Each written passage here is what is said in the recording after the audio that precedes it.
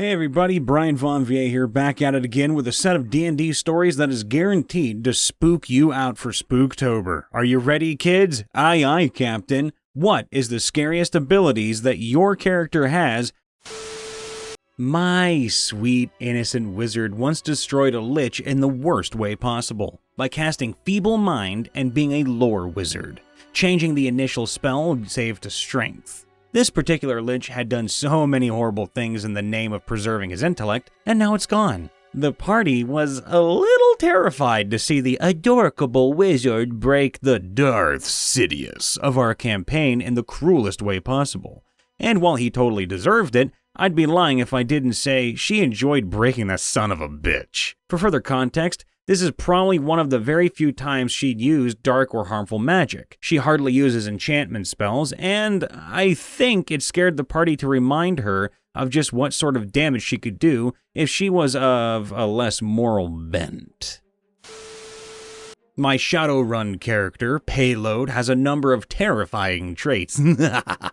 Payload is a mundane human working as a bounty hunter, standing only 5 foot 6 inches tall, or at least they look that way from a distance. Upon closer inspection, both their arms and legs are cybernetic, although they still appear unarmed.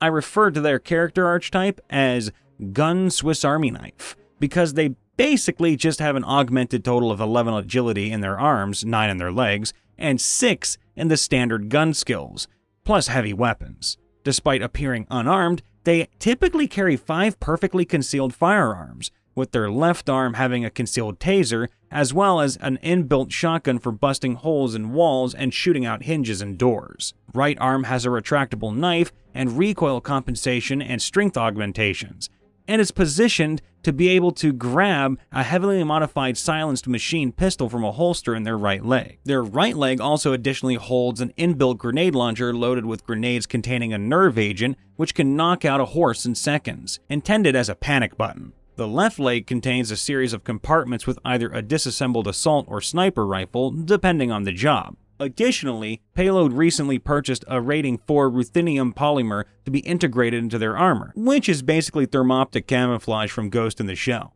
Importantly, the campaign I am playing them in is a bounty hunting campaign, and the party is only Payload and Aimbot, a former piece of tactical software that became sentient as an artificial intelligence who is very skilled in surveillance, research, and most importantly, tagging enemies, reducing penalties, and very importantly, allowing shots to be taken through walls. With the assistance of Aimbot, I ran the numbers from a distance of 500 meters. Payload can make a shot on a small flying insect through a wall 49 out of 50 times. Payload is also addicted to the combat stimulant Jazz, so they can take a shot, 2 if you use the run and gun alternate rules allowing multiple attacks, every initiative pass, which they get 3 of per 3-second turn. My group has a homebrew spell called Hallucinate that causes a single target to have hallucinations as specified by the caster until they choose to end the spell. That they have to choose to end it is the scary part. There was a guard standing in front of a building that we needed to sneak into, and the wizard, having just unlocked this spell, decided to use it. We all expected the guard to see something like a bandit running down an alleyway, something simple. Nope. The wizard described how the effect wouldn't be immediately obvious, but that every now and then, at random, the guard's vision would glitch and shift so he would see the same as what he would normally see, except corrupted. Buildings would be destroyed, people would be eldritch nightmares that would scare Lovecraft, food would be rotting heaps of blood and viscera. So the wizard did this and the guard fled in terror. We proceeded to get what we needed and move on. It wasn't until 3 sessions later that we realized the wizard forgot to ever end the spell. Oh, that poor guard must have terrible PTSD. 5th edition. My players kept being overtly racist to every single race that wasn't their own. So I made it into a feat because I thought it would be funny. I gave them a +1 hit against all races besides their own and a -2 on their own. Thanks to this, they completely destroyed the big bad evil guy because he was not part of the orcish master race. I'd say my paladin's conquering presence description.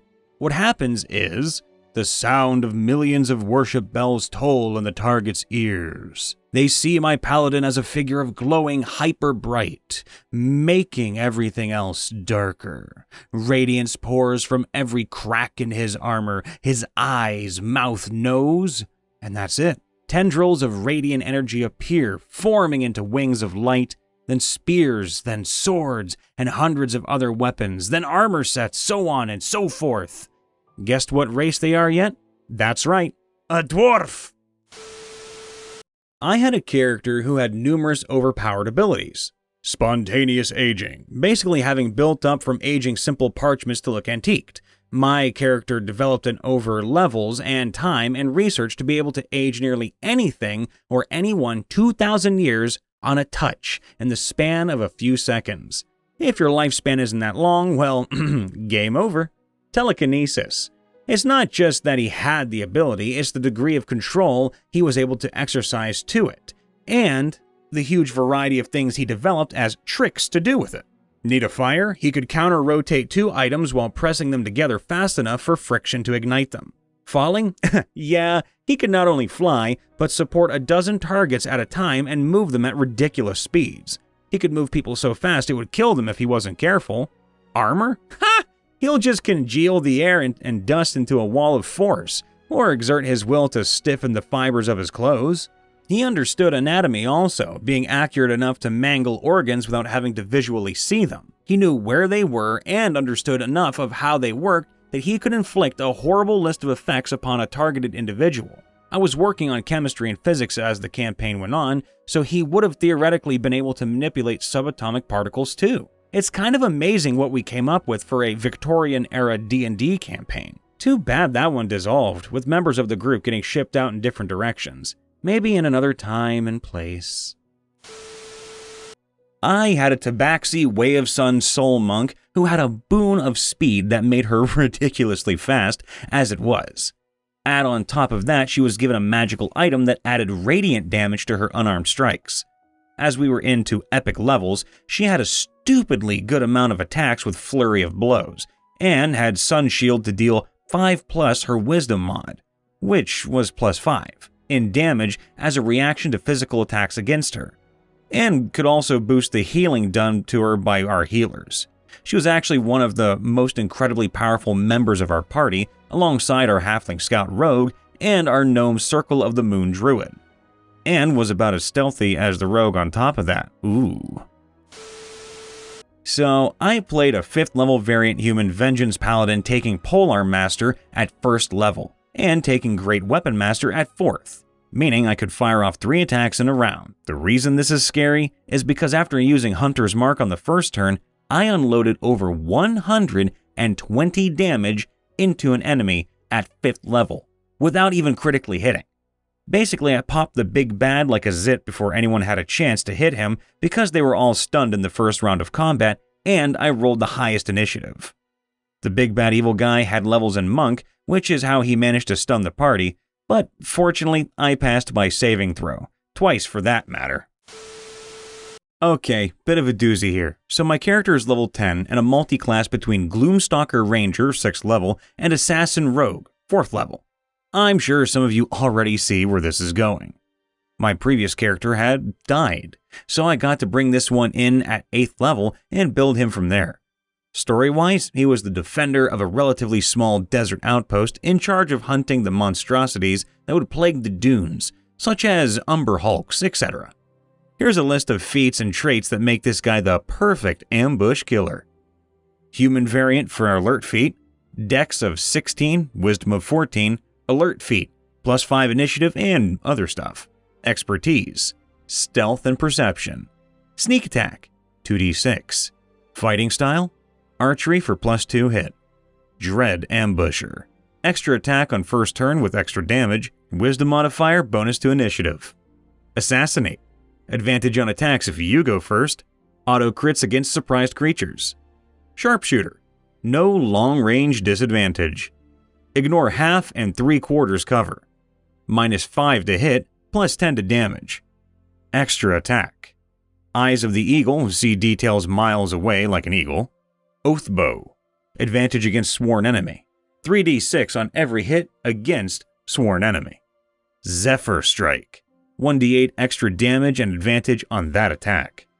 Proficiency in Poisoner's Kit. So overall, plus 11 stealth, plus 10 perception, plus 10 initiative, plus 11 or plus 6 with sharpshooter to hit. DM ruled Oathbow a plus 2 weapon. Damage on an ambush scenario is 3d8 3 attacks, plus 2d6 sneak attack, plus 9d6 Oathbow ability on 3 hits, plus 1d8 for Zephyr Strike, plus 1d8 Dread Ambusher damage, plus 9 dex from 3 attacks. Now because of Sharpshooter, Dread Ambusher, and the Oathbow ability, he can make 3 attacks at advantage from 600 feet away, through insane cover. All automatically critical hits. So in total, that is, plus 11 to hit, 10d8 plus 22d6 plus 9. Or plus 6 to hit, which is 10d8 plus 22d6 plus 39 sharpshooter attacks. And that's not even including poisons applied to the arrows. If he manages to get his hands on enough purple worm poison, which deals 12d6 poison damage on a DC 19 con save, it would increase to the following on 3 sharpshooter hits if they fail all 3 saves from 3 poisoned arrows. Advantage on, plus 6 to hit. 10d8 plus 58d6 plus 39. The average damage output of the perfect scenario for this combo is 287 points of damage. The maximum damage is 467. Holy crap baskets.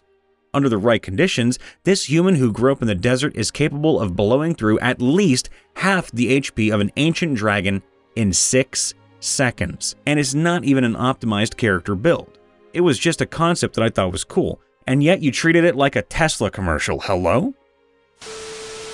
Hey everybody, Brian Von VA here checking in after the vid. Make sure to leave a like, subscribe, and to ring that bell to get notified whenever we post or go live. Also, make sure to check out our subreddit, r/MrRipper, to go ahead and submit any sort of stories you have to us that you'd like us to read here or live on stream. As well as check out our sub-channel, Riptovia, for a lot more concentrated singular stories rather than big eventful threads like these ones. Links are in the description below. Using a help action, you can come on over to see me, Brian Von VA, on Twitch and YouTube, where I'll be voicing your D&D characters, posting a lot of meme-ish type videos, and, on occasion, going behind the scenes to let you guys and gals and everybody in between see just how I record and narrate all the videos that you're hearing here from yours truly. That being said, everybody, please stay safe, be happy, and most of all, take your time in the world. I've said it for days, I've said it for months, I've said it for years. Your life matters. Everything about who you are matters, no matter what someone else has told you or no matter how bad you feel on a day-to-day basis. You matter. And if you need professional help, go and get it because there's no shame in it.